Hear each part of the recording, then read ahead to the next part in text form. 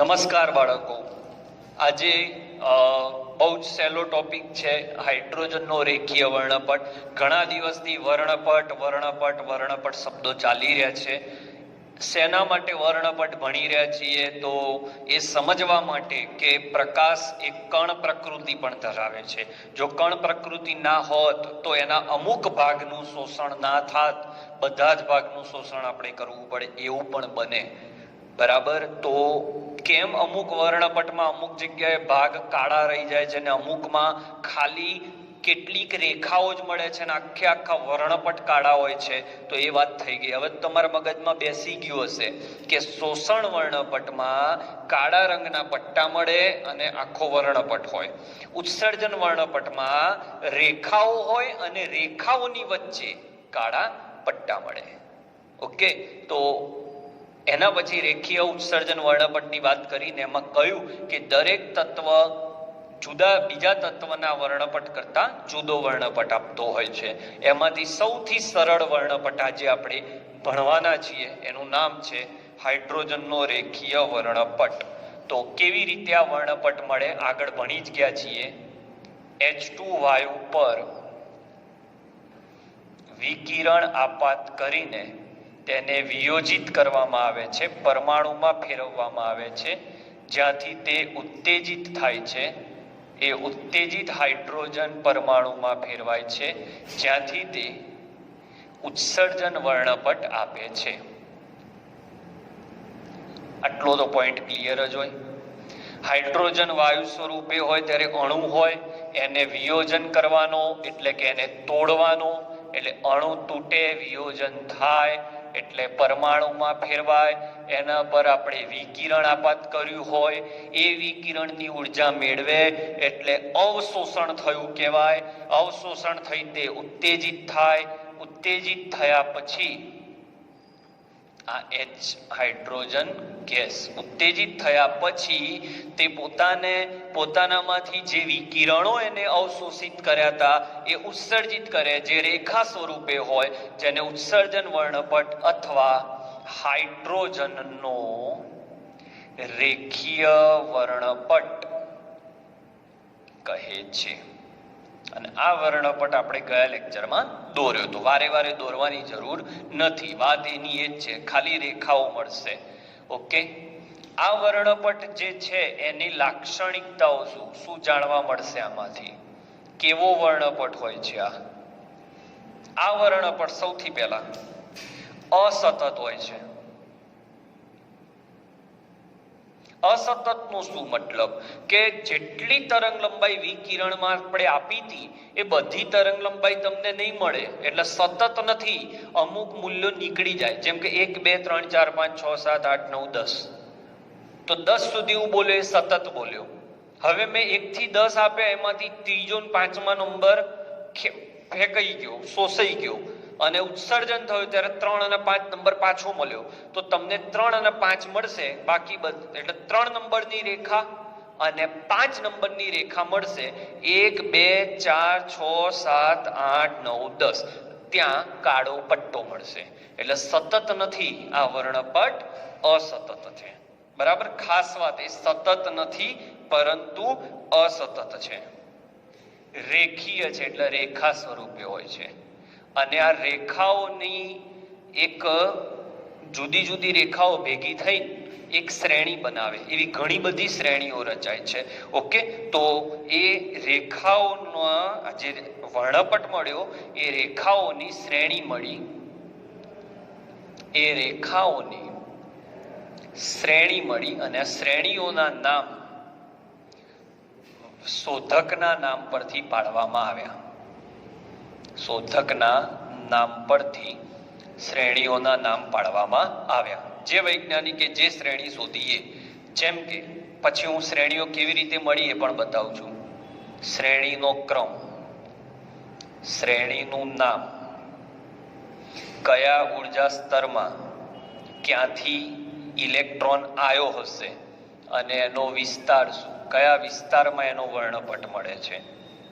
Okay, તો પહેલી શ્રેણી શોધી લાયમન.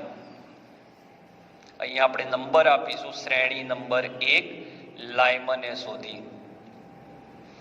જે પહેલા ઉર્જા સ્તરમાં આવે છે. ઓકે, તો પહેલો અહીંયા હું દોરતો જઉં છું એટલે તમને એક્ઝેક્ટ ખ્યાલ આવે. આ પહેલો ઉર્જા સ્તર થયો. તો જેટલી રેખાઓ અથવા ઇલેક્ટ્રોન ઊંચા ઉર્જા સ્તરમાંથી આ બીજો ઉર્જા સ્તર આવ્યો, આ ત્રીજો, ચોથો,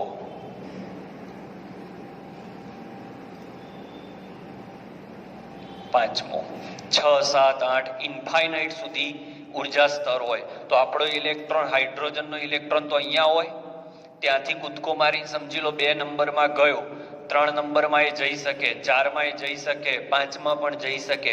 જેટલી વધારે ઉર્જા શોષે, ઓછી ઉર્જા શોષશે તો 1માંથી 2માં જશે, વધારે તો 3માં, વધારે તો 4માં, વધારે તો 5માં, બહુ વધારે તો 6માં, એનાથી વધારે તો 7માં. ઓકે, હવે ઉપર તો પહોંચી ગયો, હવે ઉપરથી નીચે આવે. જો 2માંથી 1માં આવે, જેટલા ઇલેક્ટ્રોન ઉપર જઈ નીચે આવે ત્યારે એની રેખાઓ જો બીજા ઉર્જા સ્તરમાંથી પહેલા ઉર્જા સ્તરમાં પડતી હોય, આ રેખાઓ, તો આ રેખાઓ લાયમન નામના વૈજ્ઞાનિકે સમજાવી હતી. એટલે આ શ્રેણીને લાયમન શ્રેણી કહેવાય છે. ઓકે, અને આ વિસ્તાર જે રેખાઓ છે એની તરંગ લંબાઈ પારજાંબલી વિસ્તારની હોય છે. એટલે આવે બધા એકમાં, NI એટલે શરૂઆત, અહીંયા આવે બધા.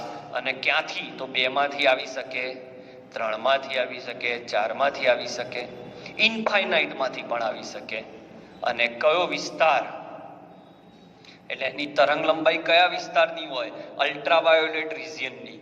બરાબર, આ જે આયા. બીજી શ્રેણી બામર શ્રેણી, બામર નામના વૈજ્ઞાનિકે શોધી હતી. એટલે આ શ્રેણી અહીંયા, તો અહીંયા બામર, તો એમાં 3 નંબરમાંથી આવી શકે. ઉપરથી નીચે આવે એ બધી ઉત્સર્જન વર્ણપટ, અને નીચેથી ઉપર જાય એ બધી શોષણ વર્ણપટ. આટલું ક્લિયર રાખો. બંને વસ્તુ એક જ છે, પણ શોષણમાં નીચા ઉર્જા સ્તરમાંથી ઉપરના ઉર્જા સ્તરમાં જવાનું હોય, અને ઉત્સર્જન વર્ણપટમાં ઉપરના ઉર્જા સ્તરમાંથી નીચા ઉર્જા સ્તરમાં આવવાનું. 3માંથી આવી શકે, 4માંથી આવી શકે, 5માંથી આવી શકે. તમને એમ થાય કે અહીંયા કેમ સાહેબ અલગ અલગ રંગ દોર્યા? કારણ કે આનો વિસ્તાર દ્રશ્યમાન છે, જે તમે ને હું જોઈ શકીએ છીએ. તો તમે ને હું જોઈ શકીએ છીએ એ શ્રેણીનું નામ બામર. ઓકે, બામર શ્રેણી આવે ક્યાં? 2 નંબરમાં. ક્યાંથી? 3, 4, 5, ક્યાંયથી પણ આવી શકે. અને વિસ્તાર કયો? દ્રશ્યમાન, જેને તમે જોઈ શકો. એટલે ફોટોગ્રાફિક પ્લેટ ઉપર તમારી આંખે જોઈ શકાતી શ્રેણીનું નામ આપો તો બામર શ્રેણી. લાયમન શ્રેણી આપણે જોઈ શકીએ, આપણી નરી આંખે ન જોઈ શકીએ, અન્ય સાધનોનો ઉપયોગ કરવો પડે. તો લાયમન નામના વૈજ્ઞાનિકે જે શ્રેણી શોધી હતી, એમાં શ્રેણી એટલે રેખાઓનો ગુચ્છો. એમાં રેખાઓ ક્યાંથી આવતી હતી? બીજા ઉર્જા સ્તરમાંથી, ત્રીજામાંથી, ચોથામાંથી, પણ આવતી હતી બધી 1 નંબરમાં, પાછી 1 નંબરમાં આવે. અને જેટલી તરંગ લંબાઈઓ હતી એનો વિસ્તાર પારજાંબલી હતો. ત્રીજામાં આવે જે પાછી અહીંયા આવે. ત્રીજામાં ક્યાંથી આવી શકે? 4માંથી આવી શકે, 5માંથી આવી શકે. ઓકે, તો અહીંયા શું લખીશું? ત્રીજી શ્રેણીનું નામ પાશ્ચન. આવવાનું સ્થળ 3 નંબર, અને આવે ક્યાંથી? 4, 5, 6 ઇન્ફાઇનાઇટ થી. અને એ જે રેખાઓ મળે એની તરંગ લંબાઈ કયા વિસ્તારની હોય? પારરક્ત વિસ્તારની. ઓકે, આ પાશ્ચન શ્રેણી થઈ. આ એ રીતે આ બ્રેકેટ અને આ ફોન્ડ. એની ઉપર પણ એક છે હમ્ફ્રી, અને હજી પણ શોધખોળ ચાલુ જ છે. તો 4થા નંબરે બ્રેકેટ આવે 5 નંબર, 6 નંબર, 7 નંબરમાંથી, અને એનો વિસ્તાર પણ પારરક્ત જ છે. 5 નંબર ફ્રુંડ બોલાય. 5 નંબર આવે 6, 7, 8માંથી, અને એનો પણ વિસ્તાર છે પારરક્ત. તો હાઇડ્રોજનનો રેખીય વર્ણપટ સરળ હતો, પણ એ રેખાઓનો વિસ્તાર, એ રેખાઓની જે શ્રેણી બની એ શોધકો હતા, એના નામ પરથી એ નામ વાળવામાં આવ્યા.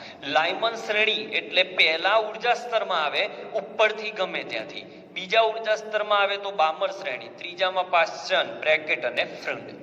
યાદ રાખવાની ટેકનિક, લાય બા પા બે ફૂ. શું ટેકનિક છે બાળકો?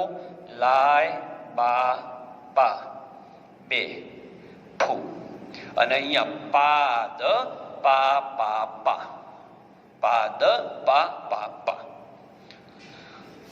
ઓકે, હવે એક જોરદાર કોન્સેપ્ટ સમજાવવા જઈ રહ્યો છું કે સાહેબ પહેલા ઉર્જા સ્તર અને બીજા ઉર્જા સ્તર વચ્ચે ગેપ વધારે છે, બીજા અને ત્રીજા વચ્ચે ઓછો, એનાથી ઓછો ને એનાથી ઓછો. આવું કેમ થાય છે? તો એ આપણે 1-2 લેક્ચર પછી શીખીશું, પણ આ વસ્તુ ધ્યાનમાં રાખજો કે આ ઉર્જા સ્તરના ગેપ ઓછા કેમ થતા જાય છે.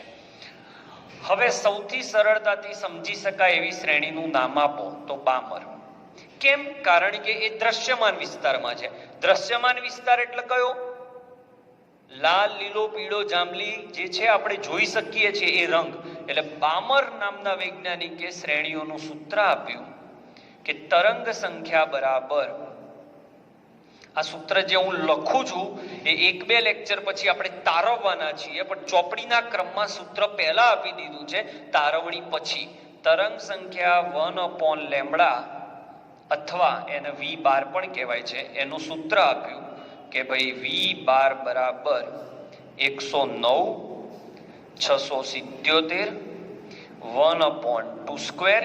કેમ 2²? કારણ કે બામર શ્રેણી બીજા નંબરની શ્રેણી છે અને આવે ક્યાંયથી? તો ગમે ત્યાંથી આવી શકે, એટલે NF². આવવાનું ગમે ત્યાંથી, આવવાનું 2 નંબર, આવનાર સ્તર ગમે તે, પણ પહોંચવાનું અહીંયા, અને એકમ સેન્ટીમીટર ઇન્વર્સ. આ બામર શ્રેણી માટે લખ્યું. જો ગમે તે શ્રેણી માટે લખવું હોય, અન્ય શ્રેણી માટે, તો અન્ય શ્રેણી માટે લખવું હોય તો આ સૂત્ર રીડબર્ગ નામના વૈજ્ઞાનિકે આપ્યું છે. આ પણ હું સાબિત કરીશ. એ સૂત્ર છે V બાર બરાબર 109/677 1/ni² minus 1/nf² centimetre inverse. એટલે લાયમન શ્રેણી હોય તો અહીંયા 1 મૂકવાનું, બામર શ્રેણી હોય તો 2 મૂકવાના, પાશ્ચન શ્રેણી હોય તો 3. કેવી રીતે આનો ઉપયોગ કરવો, કેવી રીતે તારવવું, એ બધું જ આવશે. એટલે આ પોર્શનમાં જો તમે કન્ફ્યુઝ હોય તો ચિંતા ના કરતા, આ પોર્શન 100% તમને આવડી જશે. અત્યારે તમારું મગજ માત્ર આ પોઈન્ટ ઉપર રાખો કે હાઇડ્રોજનનો રેખીય વર્ણપટ, હાઇડ્રોજન વાયુ સ્વરૂપે હતા, એને ઉર્જા આપી, વિયોજિત થયા એટલે હાઇડ્રોજન પરમાણુ સ્વરૂપે મળ્યો, સૂર્યપ્રકાશ ને અવશોષણ કર્યો એટલે ઉત્તેજિત થયો, ઉત્તેજિત થઈને પોતાની મૂળ અવસ્થામાં આવે, કારણ કે બ્રહ્મ વાક્ય, પોતાની મૂળ સ્થિતિમાં એને આવવું જ પડે. જ્યારે એ પોતાની મૂળ સ્થિતિમાં આવે ત્યારે એને મેળવેલી ઉર્જા ઉત્સર્જિત કરે છે, એને ઉત્સર્જન વર્ણપટ રેખા સ્વરૂપે મળે છે, અસતત હોય છે. આ રેખાઓના ગુચ્છાને શ્રેણી નામ આપવામાં આવ્યું. આ શ્રેણીઓના નામ એના શોધકના નામ ઉપરથી આપવામાં આવ્યા કે ભાઈ પહેલા ઉર્જા સ્તરમાં જેટલી રેખાઓ આવે છે એ લાયમને શોધી, બીજા ઉર્જા સ્તર એટલે કક્ષા, બીજા ઉર્જા સ્તરમાં જે આવે છે 3માંથી 4માંથી 5માંથી એ બામરે શોધી, પાશ્ચન, બ્રેકેટ અને ફ્રુન્ડ. ઓકે, લાયમને જે રેખાઓની શ્રેણી શોધી હતી એ બધી, એ શ્રેણીમાં પડતી બધી જ રેખાઓની તરંગ લંબાઈ માપી તો એ પારજાંબલી વિસ્તારની આવી.